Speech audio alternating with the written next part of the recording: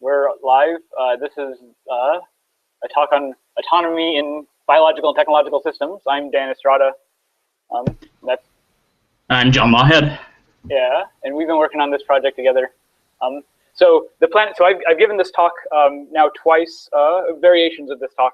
Once at the Complex Systems Conference in Tempe, Arizona, earlier this last month. Yeah, last month. And then was it? Yeah, it was October. It was October, okay. And then recently at the graduate student conference in the philosophy department at Johns Hopkins University, the Nature and Norms conference. So the plan is to just give the talk as I gave it. It runs about half an hour, maybe a little bit more than that. And John can interrupt and we can discuss things as we go, but then afterwards just sort of have some general discussion about the project. If anybody shows up. If anyone shows up, they can talk with us. I really just want to get it on video, so let's do that. And because we're all prepared, we can put the Prezi up here so you guys can actually see the presentation. It should stream once Dan gets this shit together. There you go. Yeah.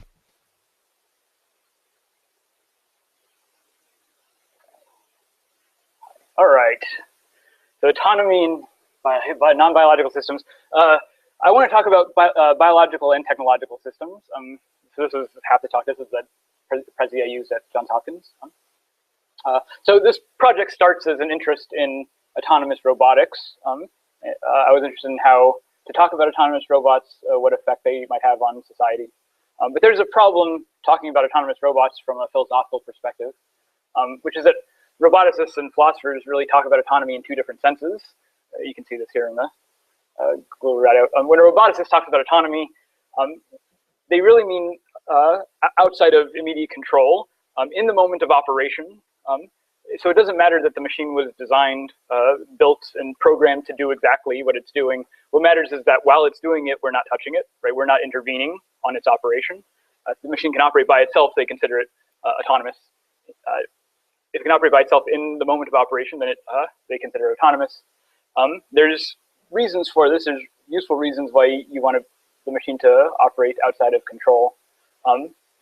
But this is just different from the way that the philosophers talk about autonomy. When a philosopher talks about autonomy, they mean an intelligent agent that acts on reasons and so can be held accountable for their actions. An autonomous agent is a person and is a member of a moral community. You can be a Kantian and have this view. There's non-Kantian ways of doing this. For our purposes, what matters is that these two conversations just aren't talking to each other. They're almost entirely disjoint. There's some overlap in control theory, but really the only consensus that the literature has is that the sense of autonomy in these two literatures are just separate. They're not talking to each other. And there's general widespread agreement that our robots aren't anywhere near the place where we can start treating them the way that we would treat an intelligent moral agent. So, just as a point of clarification, you said a second ago that the philosopher's conception of autonomy has to do with a person. That doesn't necessarily mean a human, and that's worth emphasizing for people who aren't familiar, I think, with the philosophical literature. A person is just a moral agent. So robots can be persons. That's not the same thing as a people in the colloquial sense, or a biological human.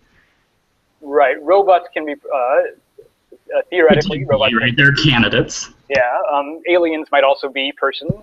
Right. It has nothing to do with humanity. Yeah. Personhood means that you're owed a certain amount of moral respect. And I mean, part of the reason that the military uses robots in these, right? This is a real military robot, the Talons. The Talon swords. These are remote controlled. These are not autonomous robots. They're remote controlled. But the reason that they use them this way, they can perform some functions on their own, but they don't fire on their own. And the reason they use them this way is because you can put these things in dangerous situations, and it doesn't really matter if they get blown up because they're not people, right? So the whole point of building robots like this is because they're not people. Okay. Yeah. So these conversations are disjoint. The robots that we have now aren't persons. Robots might be persons someday.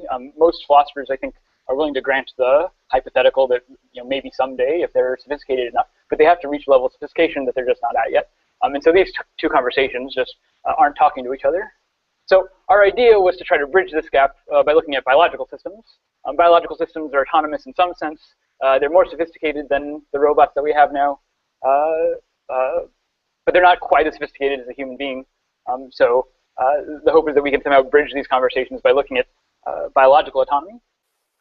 And it turns out there's a well-developed literature in the philosophy of biology on biological autonomy. This is Moreno and Mossio, 2015. This is just published this year. Moreno runs a research group out of Basque, Spain, IAS Research, and they've been doing this project for years, going on 20 years. There's a lot of them, and they've been publishing quite a bit. And this recent book is sort of a statement of their position, sort of the clearest and most thorough statement of their overall view that they have. Other people have similar views. Bill Bechtel out of UCSD has published on views similar to this. It's really an outgrowth of the Varela Monterana old autopoiesis view from back in the 70s, I think. It's a more sophisticated view. We'll see how it's more sophisticated. But so the basic idea in the book is that autonomy is about self-determination. Even the philosophers believe that. But biological systems self-determine in a special way, in the sense of self-organization. Now, when complexity theorists talk about self-organization, they usually mean something like self-structuring. So like a candle flame self-organizes in the sense that the structure of the flame is a result of the process that it is being created, right? So the combustion creates the flame and the light, but then the air pressure constrains that, so it creates a little flame shape. Right? So that's in some sense, it's a self-organized structure. It's creating that structure itself. But biological systems are a lot more complex. And Moreno and Mossio talk about this in terms of constraints. So biological systems constrain themselves in a way that allows them to maintain and repair themselves over time. Right? Biological systems are made up of parts that perform functions that serve to maintain and support other functional parts of the system, that serve and maintain other functional parts of the system, and so on. So the whole system sort of hangs together as a complete unit. It's this hang. So this is more robust than self-organization, right? In virtue of the fact that not only is it responsible for its own structure, that its own internal processes are giving rise to its structure, but it's somehow sort of supposed to be fending off entropy, right? Part of what they're talking about when they're talking about autopoiesis or self-determination in this sense is that the internal processes are sufficient to be able to rebuild parts of the system that break. Right. And that's different than just self-organization. Something self-organized when its organizational structure is a result of its own internal processes, but that doesn't say anything about the stability. Right. And in order to deal with these kind of thermodynamic issues, I mean, this is really where this view is distinguished from the Varela autopoiesis stuff. And they make a point about this, where two things really. One is the sort of levels of organization and closure, and higher levels of organization. So they can talk about really complex systems. And they do it in a way that's supposed to be continuous with physics and thermodynamics. So they spend a lot of time talking about the thermodynamics, which is something that the autopoiesis stuff isn't as sophisticated on. So there's different. It's like a successor view. It's in the same family of views. So anyone who knows those views will probably have a pretty good feel for what they're doing here. But yeah, let me just keep going. So yeah, so they say that this closure, this sort of hanging together, is characteristic of biological systems as such. The core of biological organization is the closure of constraints. So closure is this hanging together, right? That the functions all support and maintain each other in this closed fashion. Closure you can think of from mathematics. A set is closed under some operation if you perform that operation on the set and you get another member of the set. So the even numbers are closed under addition. You add any two even numbers together and you get another even number. That's a sense of closure. The odd numbers are not closed under addition. You add two odd numbers together, you get an even number, right? So it's not part of that set. So that's closure. Philosophers, sometimes in the philosophy of science, you see people talking about the closure of physics. The physics is closed, meaning there's no non-physical things causing physical processes. Basically, there's nothing supernatural So physicists sometimes get worried when philosophers talk about closure because it means they're talking about supernatural stuff. But that's not going on here in Moreno and Mossio's work. Organisms are thermodynamically open. They exchange energy, information with their environment. That's where they get all their food. So autonomy here doesn't mean independence from the environment. It's not removed from the environment. Biological systems are entirely material, entirely physical processes. That's not the issue. They're thermodynamically open. The way that Moreno puts this, he puts this in Aristotelian terms. He gets this from Rosen, also, well, a while ago.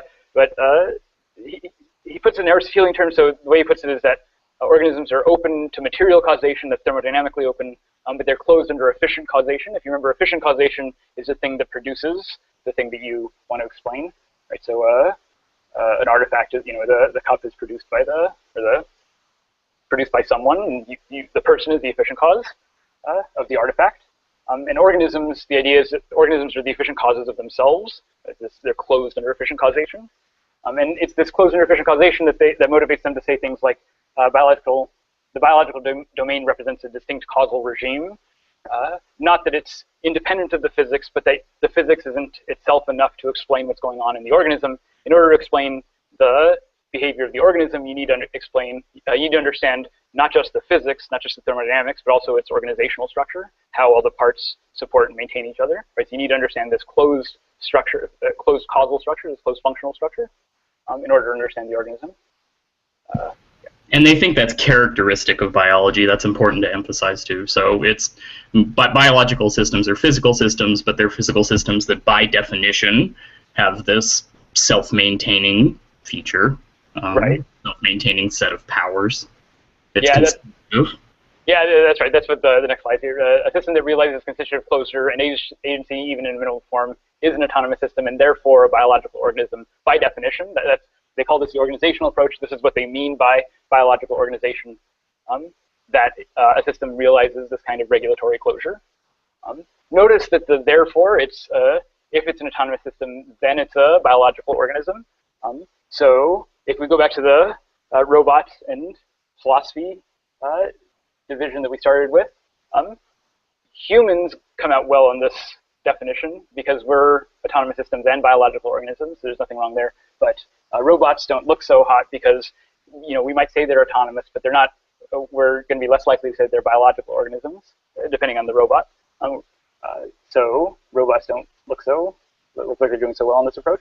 But we'll see how this works. So let's just make sure that we understand the basic view. So this is a model that's often used to explain closure. This is Tibor Ganti. He's a Hungarian biologist. Back in the 70s, he came up with the chematon. He called it a protocell.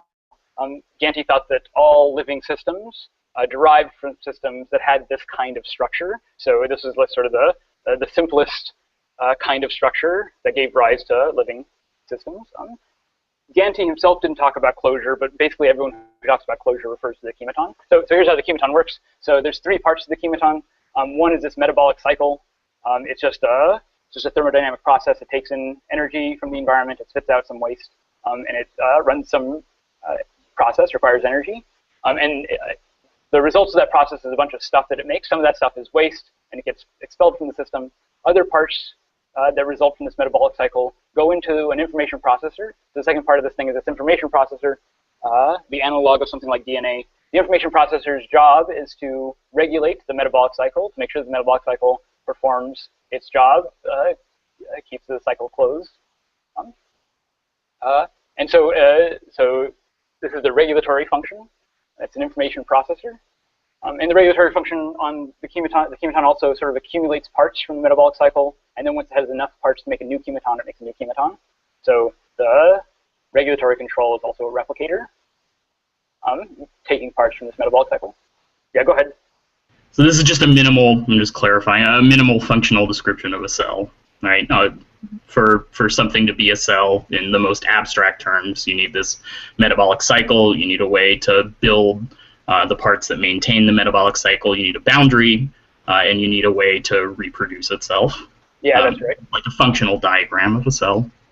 Yeah, I mean, he thought that this is like the prototype for any cell, that any actual cell is going to be just a more complicated version of this, but at the very core of that cell is going to be these parts: the metabolic cycle, the information processor, and then the boundary. Right, so you mentioned the boundary, and the boundary is really important. A lot of these people talk, a lot of these autopoiesis people sort of talk about boundary conditions as being important for constituting the cell. So the boundary, so some of the parts of the metabolic cycle go into making the boundary, and the boundary isolates the whole system from the surrounding environment.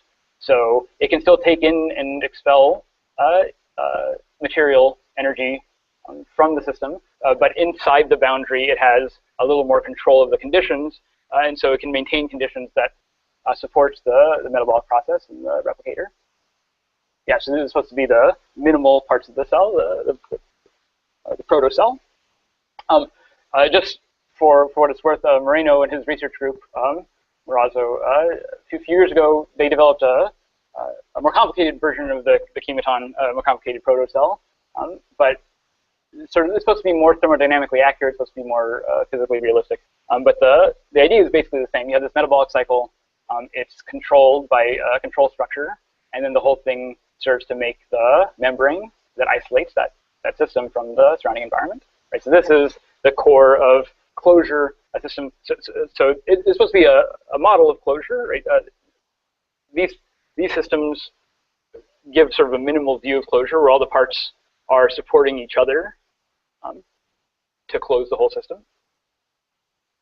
Okay, but this is the big but. It's not simply enough to be a closed system. Moreno and Mossio argue that you also need to be an agent. And agency requires acting not just on your internal structure, but also on the surrounding environment. So the simplest form of agency is something like motility. Motility, if you can move around, if you have little flagella and cilia that allow you to manipulate the surrounding environment so that you can move back and forth, and even if you have detectors, like this is a white blood cell, so it can detect where the thing is and it can chase after it and eventually eat it. You have millions of these in your body right now doing exactly this. So the white blood cell here is not merely organized, it doesn't merely have a closed organizational structure, but it's also an agent. It can act on its environment to produce conditions that support that closed organizational structure. So you need agency also. So that's the view. Let me just sum up to make sure everyone is following along. So on Moreno's view, something is organized if it has this constraint closed structure. It's not just enough to have the functional parts supporting each other, because those functional parts change over the course of the lifetime of the organism. So Moreno, it's not just have the closed functions, but you also need a sort of regulatory envelope.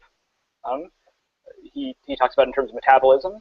So the regulatory envelope is able to maintain closure for the whole organism across changes in its functional parts, across changes in its functional dynamics. That closed system, he calls it the organizational core of the system. And that organizational core is what grounds the identity of the organism. It's what allows you to individuate that organism as a distinct organism. So that's organization. Organized systems are also thermodynamically open. They have to exchange energy with their environment, and they have to be the self-regulating kind of system, open to variation, maintaining closure across various states. So that's enough for organization. Something's organized if it has these properties. But that's not merely enough for autonomy, and for something to be autonomous. It has to be an organization. It also has to be an adaptive agent. It has to act on its environment to produce conditions supportive of the closed system. And then this is key. All the functional parts of the system have to be subject to the higher order constraints. So that white blood cell we saw before, it's organized. There's an organizational core to that system, but it's not entirely autonomous because it's a functional part of you as a higher order constraint. And there's this asymmetry between you and the white blood cell. The white blood cell depends on you to survive, but you don't depend on that particular white blood cell. You need all the white blood cells to be operating, but there's this asymmetry of dependence. So you're the autonomous system. You're made of white blood cells. White blood cells are organized, but they're not themselves autonomous. They're parts of an autonomous system, namely you. And then something is a biological organism if it's an autonomous organization. And for Moreno and Mossio, this closed system is what allows you to identify and individuate the system. So I hope that's all clear. Everything clear, John? Yeah, I think so. Jeff was talking in the chat about Hi, Jeff. applying this to particles, and maybe that's worth clarifying. I don't know if you want to talk, Jeff, and say a little bit about what your question was. Maybe we can pause for a second just to make sure that this is clear for everybody. Yeah. You're muted if you're talking right now, Jeff. If not, I can paraphrase from what you said in the chat. So he said, how would you apply this sort of concept to a particle, right? And so the intuition is something like that fundamental particles in physics remain stable in their environment. They're fairly persistent, stable structures, right? But it seems like they're stable in a different way, is the clarification that I think needs to be made here. So Jeff says biology equals physics. So that's certainly true to some extent, right? The laws of physics certainly constrain biology, but you might think that there are certain distinctive things that biological systems are doing as a subset of physical systems that set them apart from other physical systems.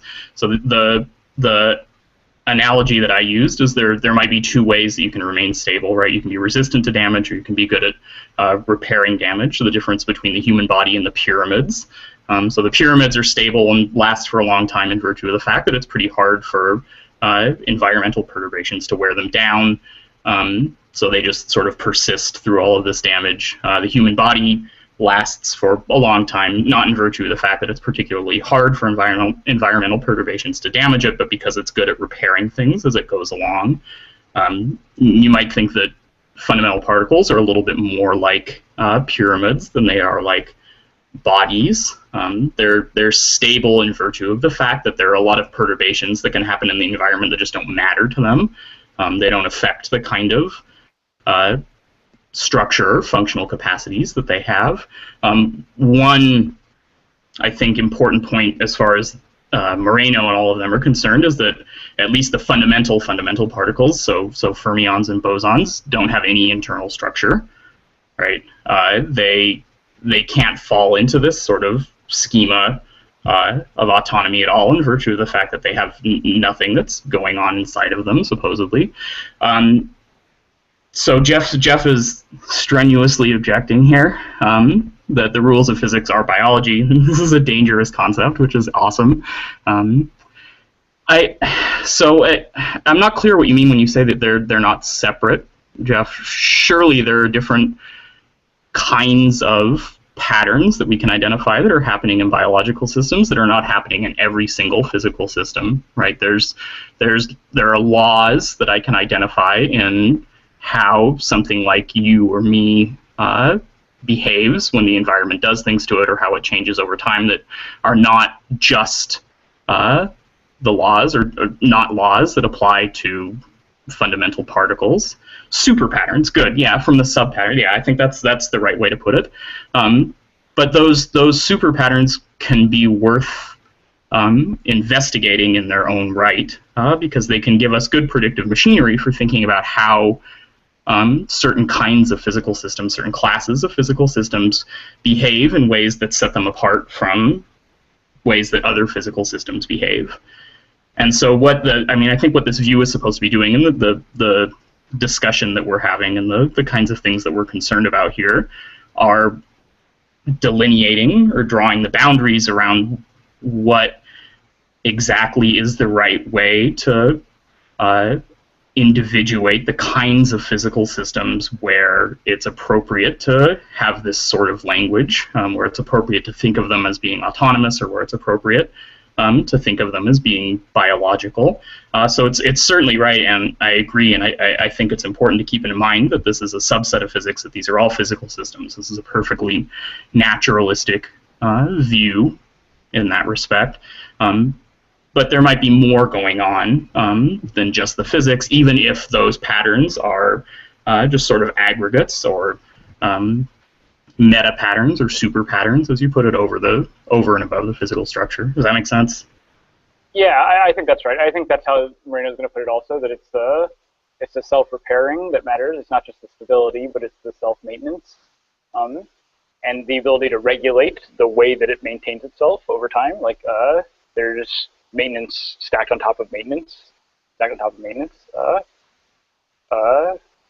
And that's something that even composite objects, physical objects, might not have. Proton. Non-biological physical object, right? Yeah. I mean, a table, right, or the pyramids. They're not particularly self-maintaining. They're stable in virtue of the fact that it's really hard to knock them out of the steady states, the stable attractors that they've found themselves in. Not because they're actively working to maintain that state, right?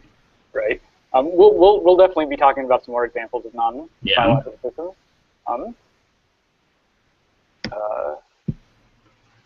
Okay. Good. Yeah. There was one other thing I wanted to say, but I forget.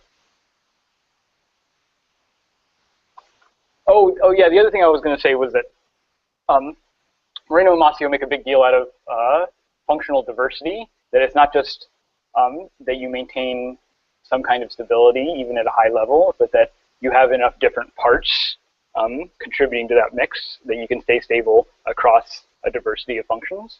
So part of the things we're going to challenge this view later on is how do you exactly draw the line? You know, when is enough function? When do you have enough functional parts to count? Like these are difficult questions. But okay, so let me get back into the if I need to turn on. Yeah, I think the kinds of worries that Jeff is having is appropriate, and that it might become a little bit more clear as we move forward with the kind of criticism that we're presenting here. We're not advocating for this view. We're just right now just expositing. Yeah, just laying it out. Another part. So I guess I'm going to go through this a little bit. Another part is that you don't just get identity and individuation out of Moreno's view. You get teleology and normativity. So it's because the systems are functionally arranged in such a way that there's things that are good or bad for the system.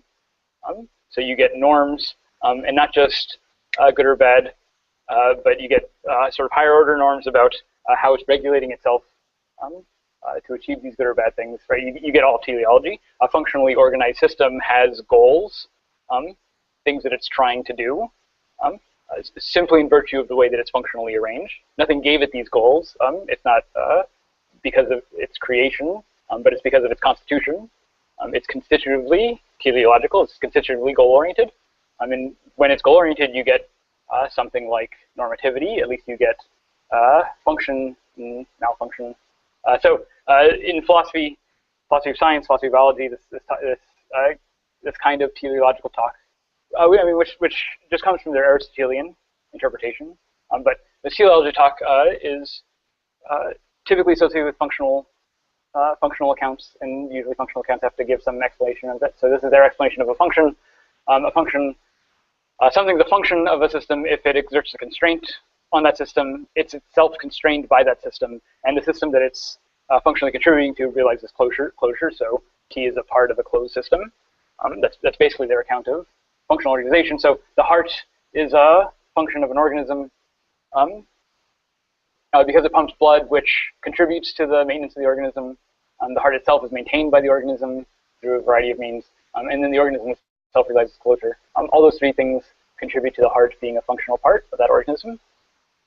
It's basically a standard account of functions. They say that it's compatible with Wright's 1976 account, and they've elaborated on this quite a bit. The important part is, some of this gets kind of technical, but the important part is that if you have closure, you have an intrinsic account of functionality and goal orientation, teleology. You get this distinct causal regime from closure. With closure, you get all the basic norms that apply to functions, right? That it functions well, but there's also malfunctions, non-functions. So a malfunction is different from a non-function. A malfunction is when it still achieves its function sufficient for contributing to closure, but it does it poorly. It does it in a way that degrades the other parts over time or something like that. So think liver failure or something Yeah. like that, where it's still doing what it's supposed to do, but it's not doing it very well. Yeah. And you can talk about this doing it well, doing it not well, once you have closure to orient the valence of these terms, to orient the norms, function, malfunction, non-function, failure. You can talk about a machine failing once you understand the closed system relative to which it's failing. So it provides a clear perspective from which conditions can appear good or bad. So this is an ongoing problem in philosophy, how to characterize the sources of normativity. And the argument here is that the source of normativity is in biological closure. Okay. So that's the view. And now let's try to just apply it, see how it applies in a bunch of different cases where there's some controversy over the status of a biological organism. How about viruses? Are viruses autonomous? Are viruses organisms, biological organisms? In the popular vernacular, you might ask, are viruses alive? You might think they're alive. They have some genetic code. They have a little capsid that encloses the whole thing. It looks quite a bit like a living system, but there's no metabolism. There's no self-regulation. So although there's some structural organization, the virus is not itself. The virus is not self-regulating.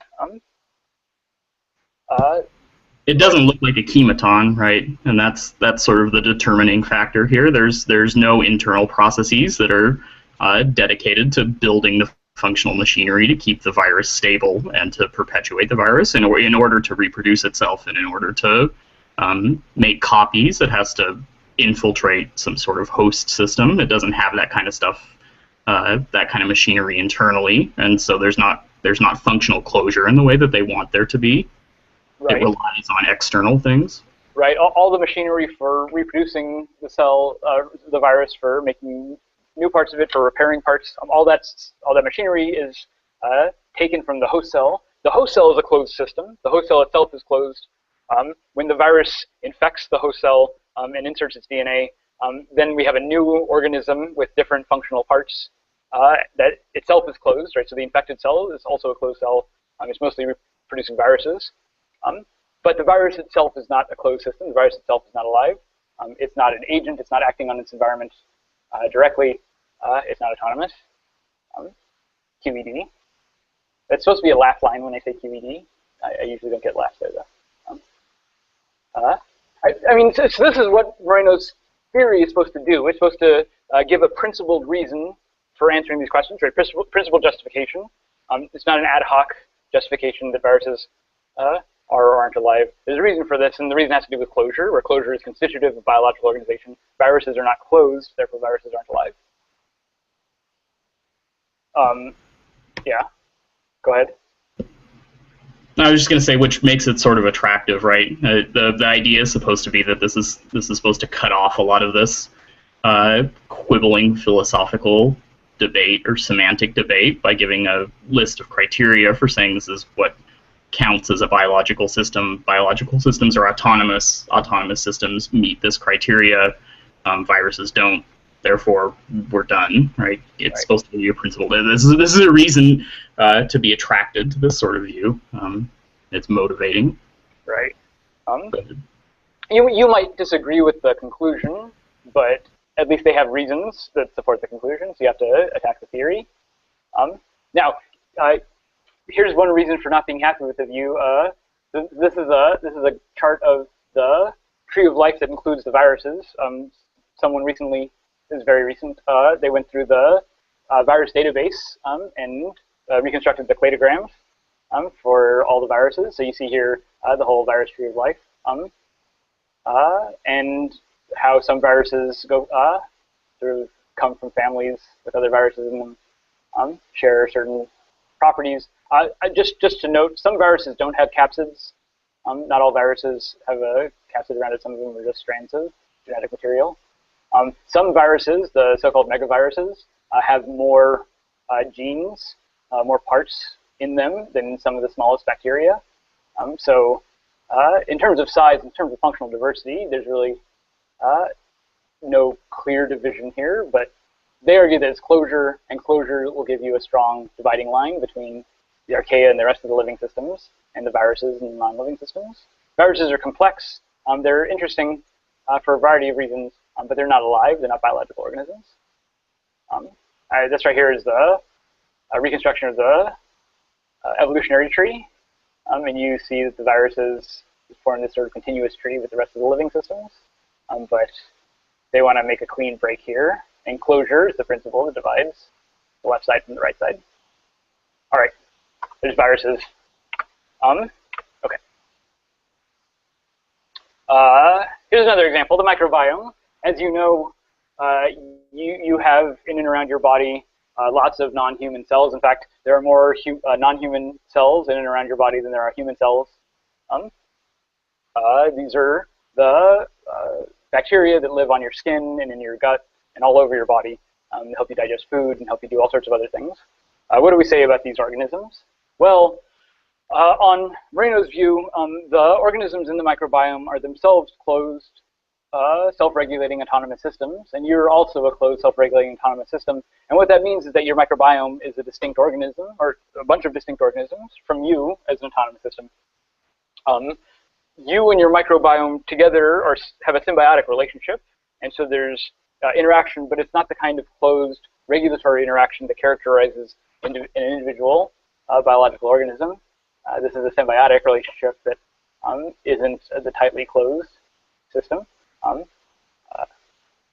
You and your microbiome together, because you form the symbiotic relationship, there's a kind of closure, but that closure doesn't meet the definition of autonomy. For one thing, it doesn't act as a coherent agent, so says Moreno and Mossio.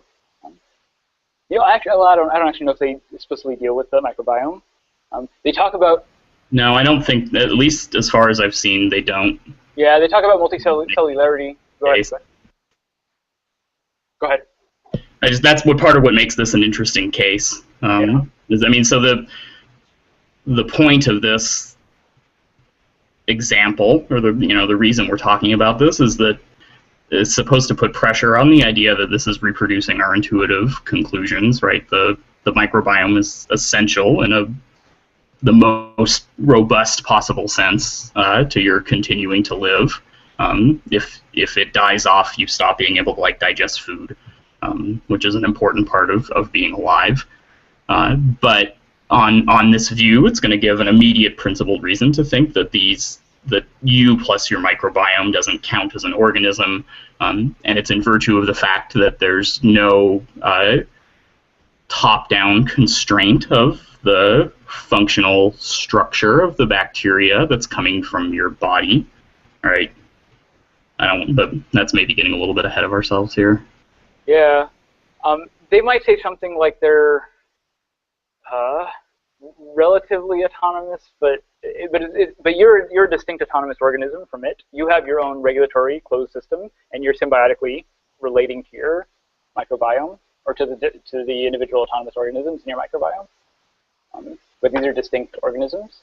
Yeah, again, you might think this is strange, especially given what we know about the microbial, the relationship between the individual and their microbiome. So we can identify and individuate persons, human beings, based on their microbiome. And you don't even need to take the stuff on your skin or in your gut. Just the cloud of microbes that sort of waft around you as you walk. This little cloud of microbes as we walk around, sort of pigpen style. Disgusting. This is the most disgusting scientific example I think I've ever encountered. And you can take a sample of this cloud, this microbial cloud, and we can individuate people. We can tell them apart based on their microbial cloud. So everyone's microbial cloud is slightly distinct.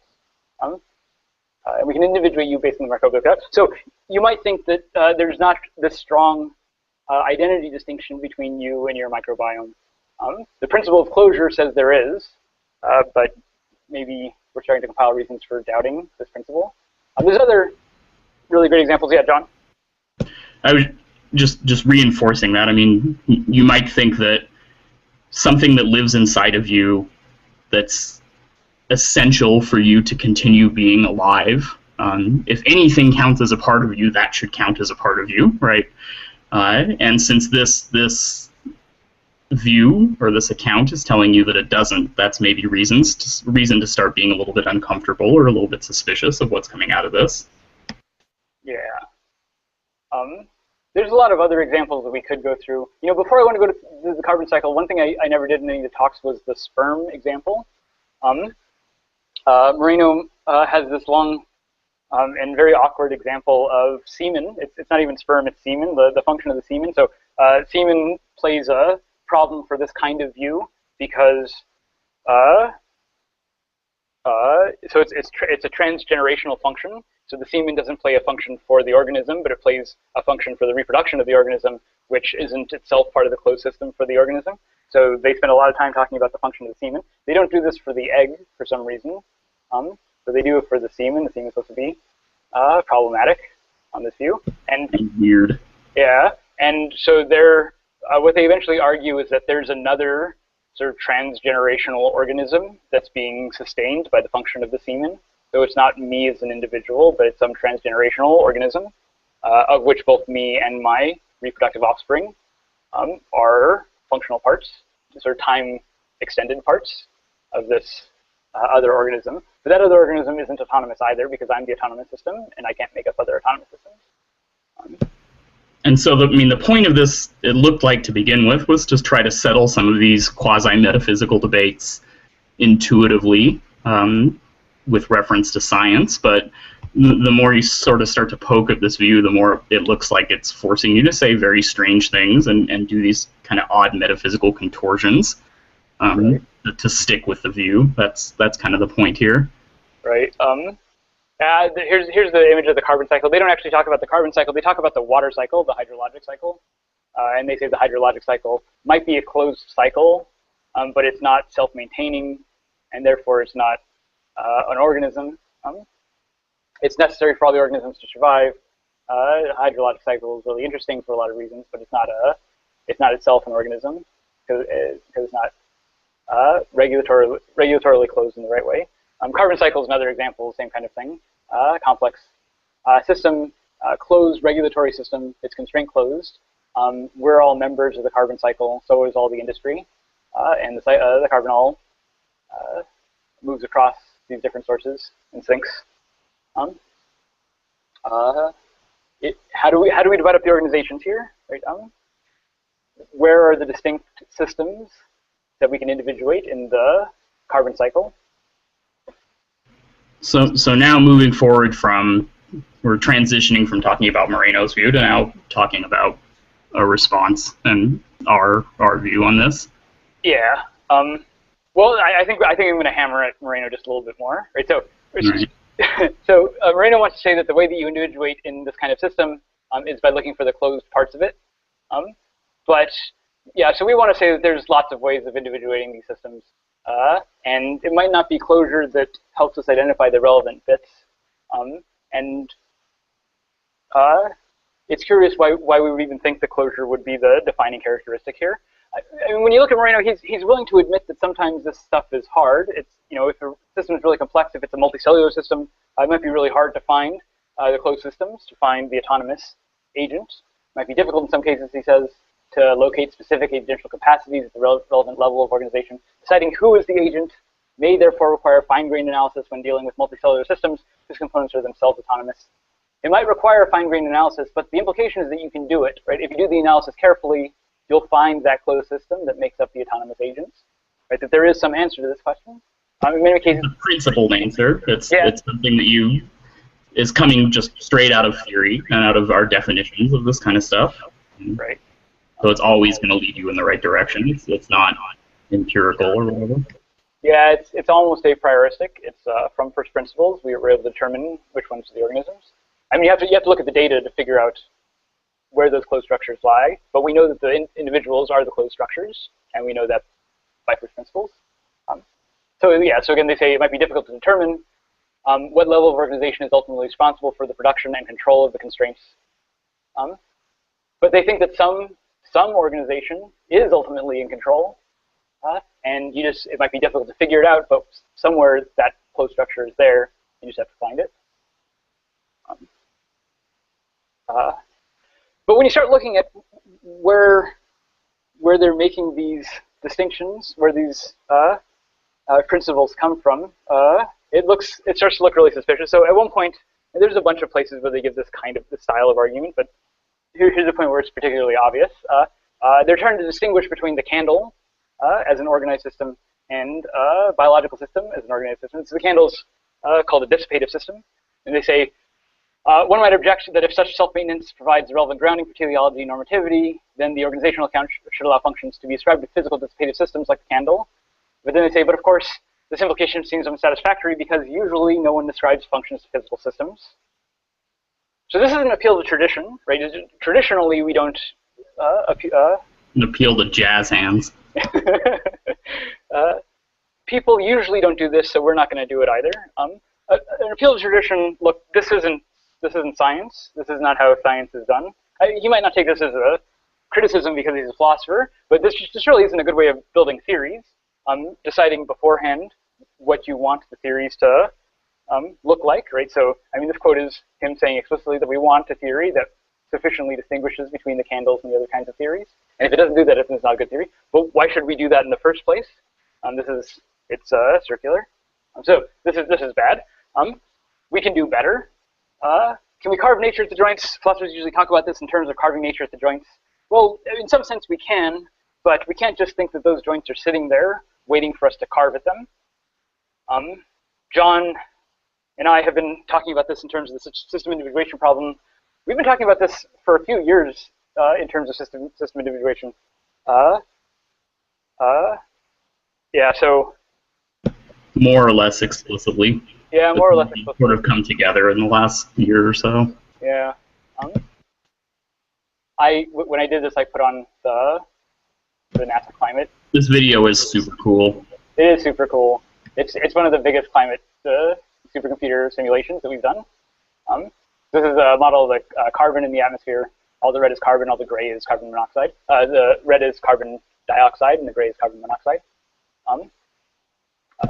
It lets you see how the atmospheric concentration is dependent on the time of year. And so as it's related back to the carbon cycle that we were looking at in the diagram earlier. So as spring turns to summer, or winter turns to spring and summer in the northern hemisphere, and plants bloom, all this carbon gets sucked out of the atmosphere and fixed back into the ground. And then when all the plants die in fall and winter, it all gets released back.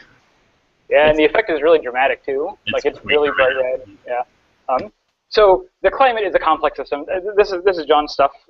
He might want to talk about this also. But the climate is a complex system. There's lots of ways of modeling the climate, and different models of the climate might disagree for all sorts of reasons. They might be measuring different things. They might be measuring them in different ways. So the different models of the climate will disagree. You might naively ask, well, which model of the climate is the right model? And this question might really matter because you might have to be making policy decisions that depend on which model of the climate we're dealing with. And you might naively think that the way that those decisions get made depends on what the science says, and so we need to pick the right model before settling these policy questions. But so this is where we want to object. Oh yeah, so here's all the carbon taken out of the atmosphere. So freaking cool. So climate's a complex system, and we want to say that it's not that there's no right model of the climate. There's lots of right models of the climate, and the right model depends on what we're interested in doing. So I don't know if you want to read. Oh, I took out most of your quotes. This is me cutting for time. So this is Lawhead, yeah. Do you have the longer section of this quote? I don't know if you want to read it. Not right in front of me, I don't. Yeah. Yeah, so Jon has this paper under revision. The argument in the paper is that there's no clear best way to go about individuating the world. The microstructure of the system does not itself provide an obvious and uncontroversial answer to the question about which individuation we choose. In order to settle policy decisions, we have to have a clear sense of what our climate goals are, and we need to have those before we pick a model because different models might work better or worse for different goals. So we have to know what we're doing. first? Yeah, I mean, not only what we're doing, but we have to know what our priorities are, what kinds of values we have. I mean, where this is coming from is there's this sort of general deep worry in the philosophy of climate science, and to some extent in climate science in general, that there are a lot of different models that are floating around out there, and some of them are explicitly contradictory. So they're describing what's supposedly the same system, but as if it has completely different dynamics. And so there's this question about which one, if any, is the right one. Which of these models should we settle on? And the kind of answer that I'm trying to give here, or the approach that I'm talking about, is to say that no, that's just the wrong way to think about this. It's not the case that there's one good model of the global climate that we should settle on. We should discard all of the other ones. There's no one model to rule them all, is how I've been putting it. But the different models are going to be appropriate for different purposes. And knowing what our values are, and more relevantly for this, knowing what we want to count as part of the system being modeled, is going to determine which of the models we decide to use for different tasks. Yeah, good. So just to prove that this isn't a couple of philosophers being hippies, this is a paper from Jeremy England a couple of years ago on the statistical physics self-replication. Jeremy England proved the lower bound on thermodynamic the thermodynamic lower bounds on self-replication. Basically the thermodynamic limits on how much you can self-replicate. It's a pretty interesting project. But for our purposes, the interesting thing, yeah, that's the lower bound right there.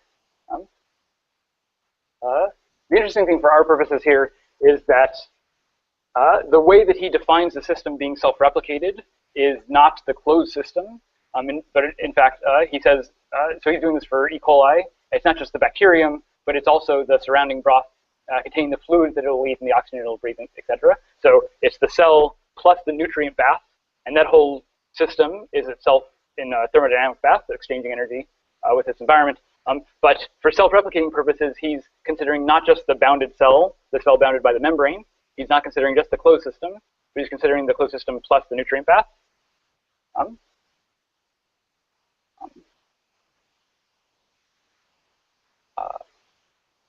Yeah, so he's looking at self-replication and not self-organization or self-maintenance.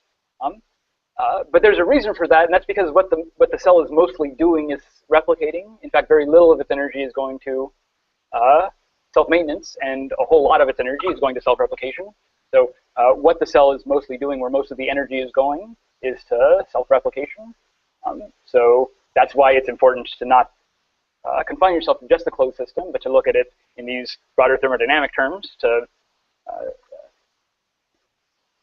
be able to talk about it in thermodynamic terms. You don't want to just look at the closed system.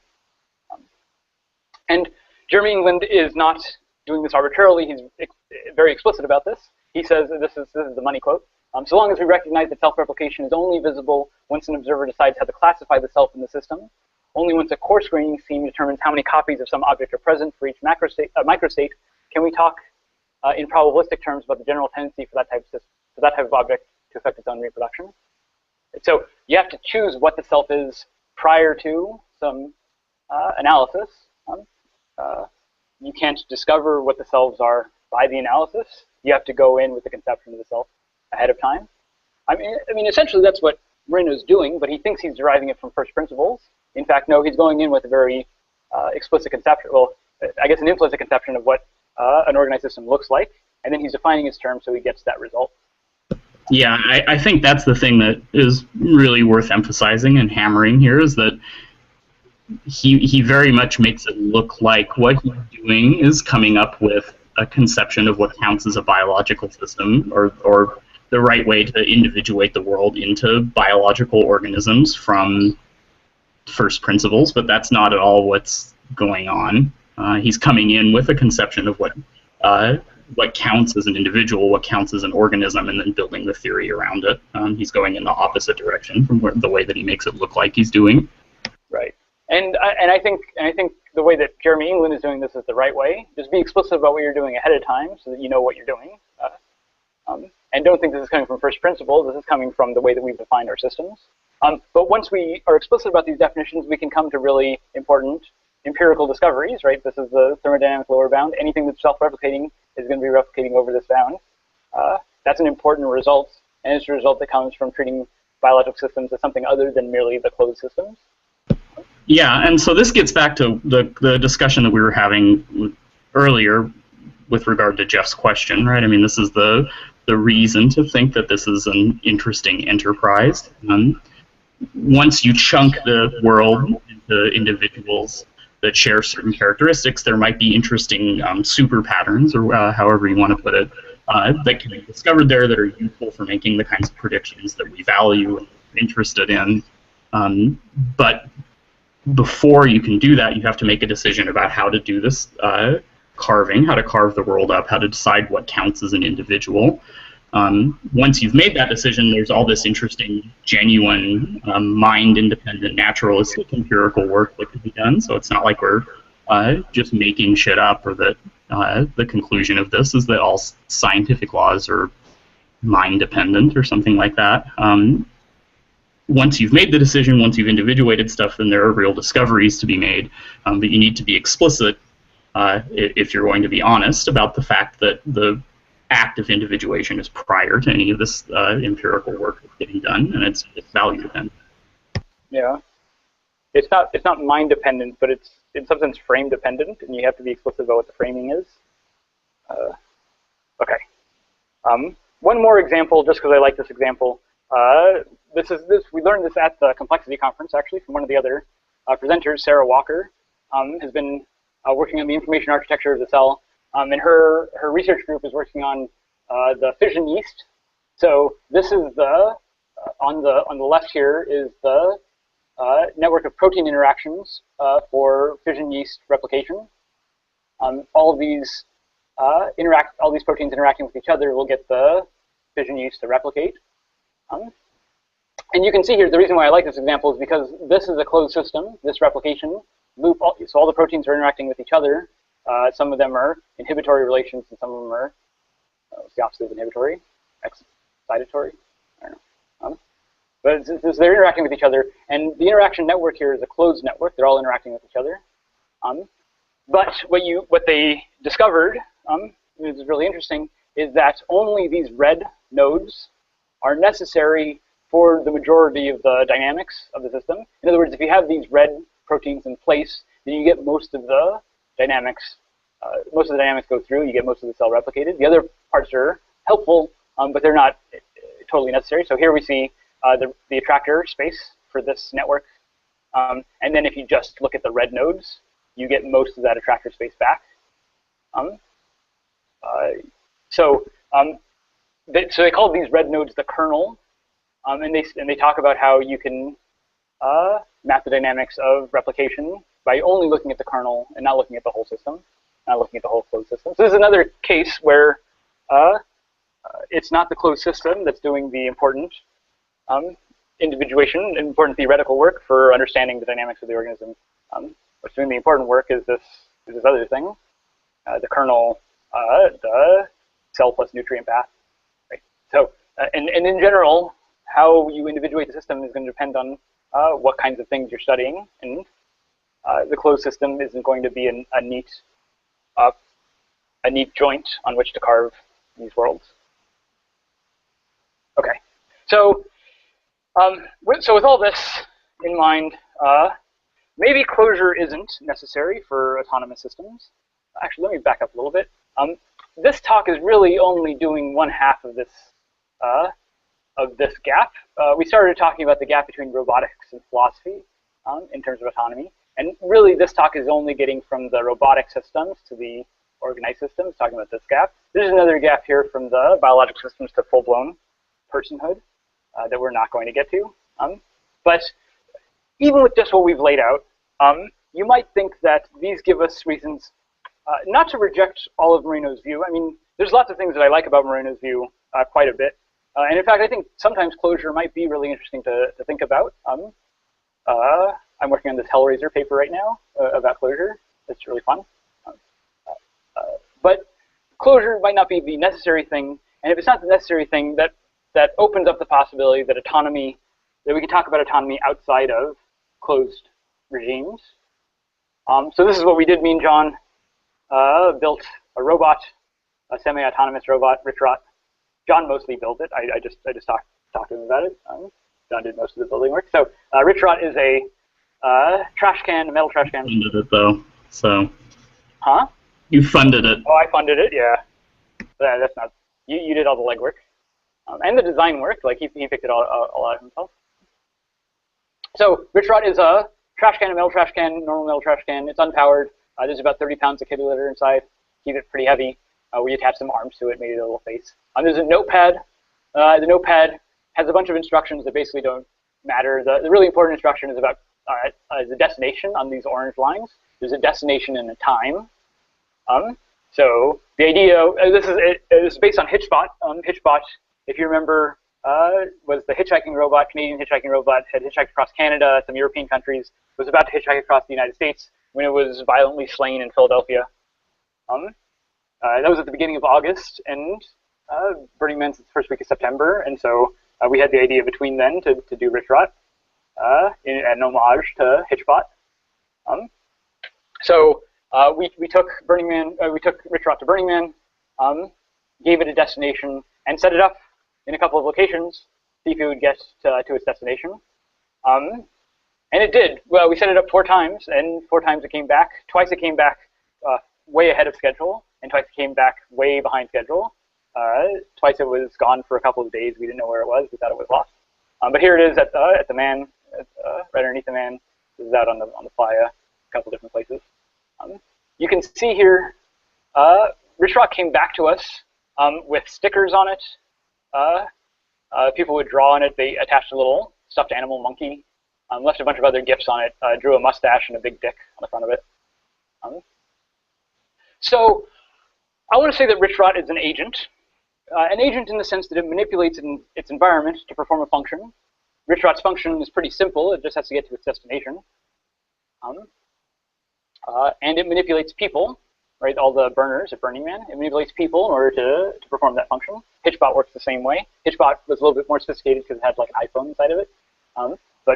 But basically, these are agents. These are social agents manipulating people to get the job done. richROT isn't a closed agent. It's not regulatory closed. It can't self-repair. There's no self-maintenance. But it's more like the pyramids than it is like a human body. Right. It's more like the pyramids. richROT doesn't break down on the timescales required for it to complete its function. Right. To get to another part of the playa, it takes a couple of hours, maybe a couple of days. It's not going to break. It's a big hunk of metal. It's not going to break down in those timescales. Biological systems have to self-repair because they degrade on the very timescales required to perform their functions. If they don't self-repair, then they won't make it to whatever their goals are, reproduction or whatever. So you need some kind of self-maintenance to perform your functions if you're degrading on short timescales, on the same timescales as the functions you're performing. But richROT isn't like that. richROT doesn't degrade on those timescales. So richROT doesn't need to perform self-maintenance in order to complete its function. And it was successful in doing it. We ran it 4 times. It came back 4 times. In fact, the model is successful. So when we came back from Burning Man, we went online, and it turns out there was another robot. This is Burn 1E, the Burn surfing robot. Another group, we had no idea about this, another group had built another hitchhiking robot, another made out of a bucket with arms. It had a little backpack that it carried, and in the backpack was a notepad. You could write down notes to Bernie, and they're all on his Facebook stream. You can go see it. So the fact that there were 2 of these robots on the playa this year suggests to me that it's possibly a successful model, that you can get robots that actually do well, even at this low power, as long as the environment's supportive enough. And that's really what's important here. The reason these robots were successful is because it had an environment that would help it do its function, would help it quite a bit do its function. So I don't think that me and Jon are responsible for successfully performing its function. We made it cute, but really the reason it was successful was because of the environment it was in. If we took this to Philadelphia, it wouldn't have been successful at all. And this is a group of Canadians who found it, and I think stole it for a couple of days. But they loved it. They took a bunch of pictures with it. richROT made friends. richROT was a social agent at Burning Man at this event. Social agent in the sense of manipulating the social environment to achieve its functional ends. It's a participant. So you're right. So to generalize that, I mean, you might think of this as, in some sense, exactly the opposite of the Moreno and Mossio view, right? It's an agent in virtue of the fact that it's being treated like one. It's an agent in virtue of the fact that its environment is structured in such a way that it supports its agentive functions. This is exactly the opposite of the kind of the view that the Moreno and Mossio and all these people are promulgating, where it's constitutive of agency and autonomy, that it has to all come from entirely internal processes that are constraining itself. The lesson for Hitchbot and from richROT is supposed to be that in at least some cases, part of what it means, or all of what it means to be an agent or to be autonomous, is to be the kind of thing that tempts the environment to treat you like an autonomous agent. It doesn't have to have a root entirely in your own internal structure. It can be relational. It can have to do with how you interact with an active environment. Yeah, I mean that's how agency is on Moreno's view anyway. It's acting on the external environment. richROT's definitely doing that, and it's doing that not because of its internal constitution in the regulatory sense, right? It's not its metabolic constitution, but in some sense because of its constitution, because of how cute it is, because of the way that it looks. And in fact, it can improve that function over time, right? It's cute enough that gets other people to make it cuter, and so it's kind of an adaptive agency. It performs its function better over time. That's how supportive the environment is. And this is sort of like a virus, right? Where it's hijacking the machinery around it to facilitate its own agency, to facilitate its own autonomy. Yeah, that's right. Yeah, all the real machinery that's moving it around exists outside of it, and it just has to commandeer it. And this is basically the view of functions that I would want to support, where there's just a bunch of systems out there performing functions that may or may not be part of a closed system, might be part of lots of different closed systems, and maybe these different systems are using that function in different ways, and maybe those different uses of that same function can come at odds, and there can be conflicts or whatever. But the point isn't that there's all these autonomous systems sort of individuated out there as like monads unto themselves, but there's just a bunch of functions that are all interacting with each other, and some of them hold together well enough that it's useful to talk about them as individuals from some perspectives. And which things you're going to count as individuals, or which things you're going to count as functional parts of individuals, or which things you're going to count as environment, boundaries between individuals, depends on the kind of perspective that you're adopting and what your goals are for the sorts of predictions that you want to make, and what your values and priorities are for investigating the world. That Moreno's view suggests a very strictly and statically hierarchical view of the way that the world looks, right? Where you have sort of like a pyramid shape with the top stuff regulating subparts, and if something doesn't fit into that pyramid, or if it straddles the different layers that he has built into the pyramid, then it doesn't count as a real agent in some sense. And this is a repetition of the carved nature at its joints thing from the natural kinds debate in philosophy, so that if you fail to make a cut where the natural joints of the world are, then you're failing to identify a real individual.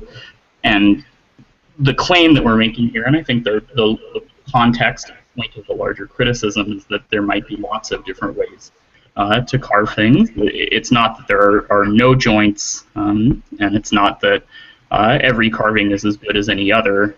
It's that it's purpose relative. Once you identify a goal, then it can tell you what good carvings are going to look like and what might be a reasonable way to individuate things. I mean, one question that comes out of this is, so why might closure be a good system? Like, in what cases is closure the useful system?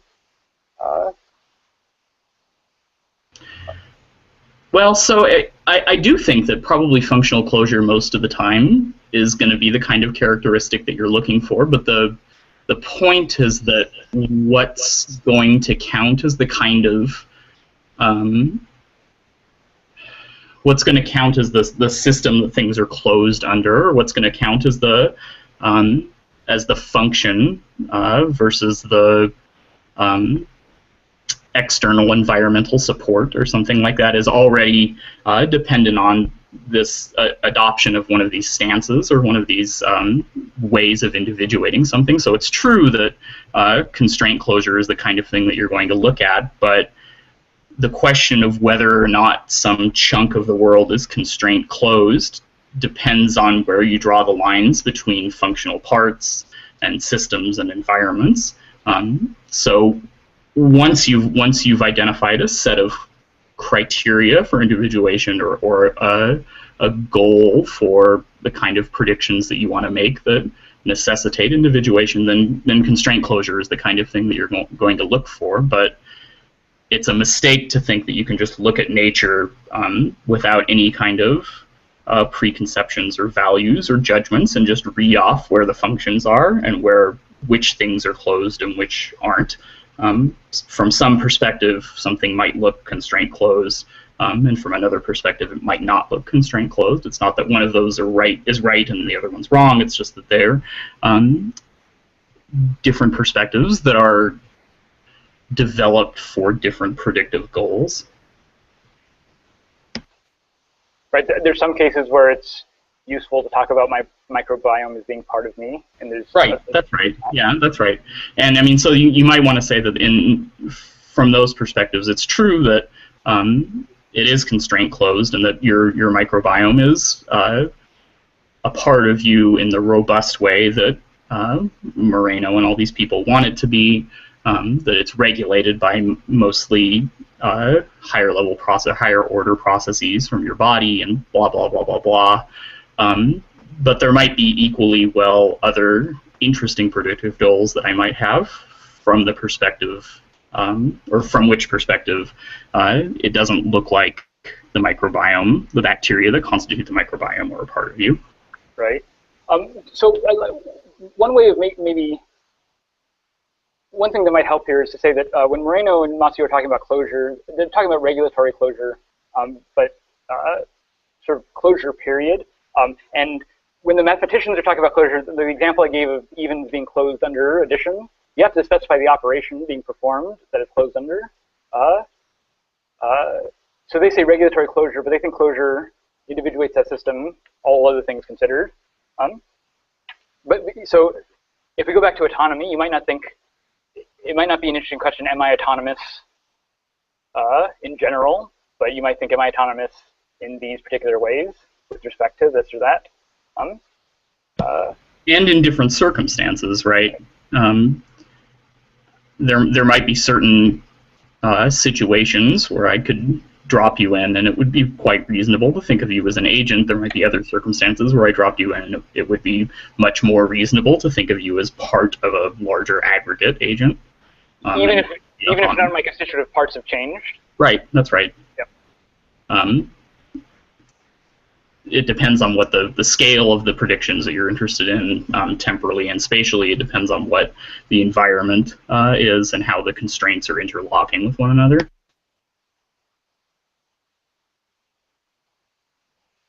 The math stuff is interesting, and there's a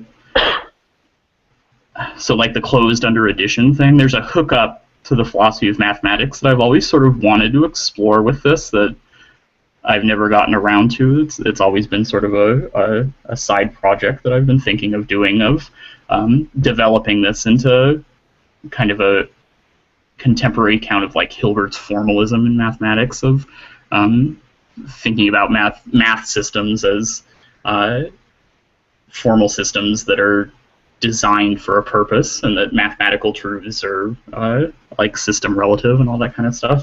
It's interesting that you use that as an analogy, because I think there is a natural sort of extension to this to talk about abstract objects like this. That's just something I've never gotten around to exploring all the way. Yeah, I think that's right. Yeah, I mean, the really big challenge here is about hierarchical agency, nested agents, and I think you have to have some account of nested agency, and that's exactly what this kind of view struggles with. Yeah, I mean, the idea that they're so one of the consequences of Moreno's view is that something like a nation state can never be thought of as an individual or an agent, right? Because autonomous. Yeah, in order to be an organism, in order to be an autonomous organism, it has to be the case that you're not composed of other things that are autonomous organisms. The top-down constraints have to have the ultimate authority over constraining the behavior of all of the parts, and so that suggests things like talking about nation states or other social organizations, corporations, right, as being agents or as being autonomous, is just ruled out a priori, and that seems crazy. It's clearly the case that there are lots of different kinds of predictions and lots of different circumstances under which it might be perfectly appropriate and reasonable to talk about social structures as having agencies of their own, or as being organizations and autonomous organizations in their own right, and where the world looks fucking ridiculous and completely anomalous if you don't do it, if you don't take that view. And so ruling that out a priori just seems weird. Yeah, I mean, it's because of their pre-theoretical intuitions about what organisms are supposed to be like. So at the complexity conference, one of the better talks I saw was about how do you define a city. And the city is really hard to define, partly because the boundaries aren't very clear. Are you defining economic boundaries, spatial boundaries, geographic boundaries, demographic boundaries? There's lots of different kinds of boundaries. So the talk I was watching, it was using a percolation method on the longest roads. So all the roads in England, in the UK, have been mapped out. And then they took all the roads and they systematically subtracted the longest roads. And after you do this a couple of times, you start to get these clusters that isolate the local regions where all this is really interesting. Yeah, all the roads are really short. And they were doing this to find scales where the cities start popping out as recognizable cities. In this case, there's no boundary. We're not talking about closed systems. There's completely, I mean, none of the methodology that we're using here in the biological case applies to the city. That's going to work probably because there's a power law distribution, right, of road length, right? There's a very small number of very long roads. And so just dropping that down by a couple of clicks, because it's a log scale, is going to drop out a lot of the really big superstructure type stuff and leave you with the microstructure. That's really interesting. Yeah, one of the other interesting things is that once you get far enough down, the roads start being very stable over time. Like that same grid structure has been there for a long time. It's also where all the other infrastructure is built on top of. But this kind of city structure doesn't fit at all with the biological system. In particular, there's no boundaries. There's no cell membrane. I think it's a big mistake, and a lot of people are really focused on it. The need for a boundary, the need for physical isolation, some enveloping between a system and its environment, where there has to be clear, like a cell membrane. I think the case of cities shows that that's not a reasonable expectation. Well, I'd say so. I mean, there certainly is a boundary between the city and not the city, right? It's social. It's going to be constituted of what practices are legal and maybe what the speed limit is and whether or not you can be a hooker, like in Reno, right? And so maybe it's better to say something like the nature of the boundary, or what a boundary looks like, is going to be something that's related to the nature of the kind of individual that you're supposed to be isolating from the environment. So when you're looking at a social organism like a city, the kind of boundary that you should expect and the differences that you should expect when you're hopping back and forth across the boundary should reflect the kind of thing that a city is. Like, you shouldn't expect there to be a membrane in the sense of a biological cell, because cities are very different and have different kinds of dynamics and internal structure than biological cells do. Cities have a boundary that maintains the kind of structure that's important for distinguishing a city from its environment, and those differences are things like laws and civil codes and that sort of thing. I think the focus on the membrane has to do with the container metaphor. It's a cognitive schema. We used to think about things. Very easy to imagine things in containers. Early models of the heavens were container models. Yeah, so it's just it's like a psychological crutch. I think it's just misapplied. I mean, it's another reflection of the kind of ad hocness of this sort of view, that we're starting off with an intuition about what an organism or what a autonomous structure looks like, and we're building a theory up around it, and then acting like we discovered this theory out in the wild. But when you poke it a little bit and investigate a little bit harder, the fact that the theory is built around the intuitions and not vice versa looks a lot more apparent.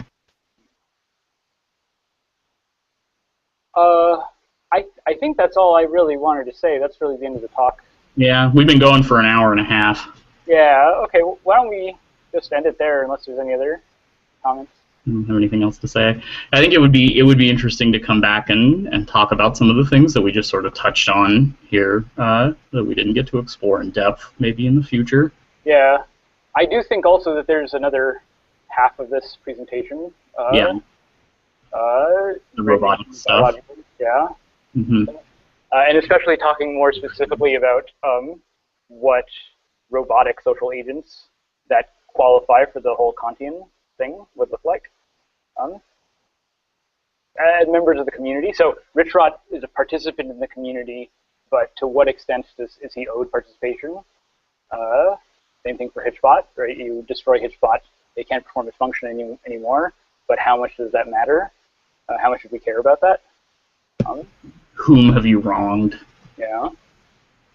So I think that's the other half of this story. I think putting both those halves together, the full project. But yeah, I mean, once you accept the basic argument here that the way that you individuate things is purpose relative and value relative, and that there might be multiple ways to do this, I think that opens up a whole like river delta of different research programs and places to investigate in there that would otherwise just be discarded in virtue of not fitting into this model. Right. And they're radically sort of not, to put it in philosophical terms, they're sort of non-Cartesian views where they're not mind-centered, they're not I-centered. They're external, they're entirely externalist views. Yeah. Good. Yeah. All right. Yeah, we'll come back to this. Right. Thanks for watching, people who are out there. Hey, Internet. Bye. Yay, Internet. Bye.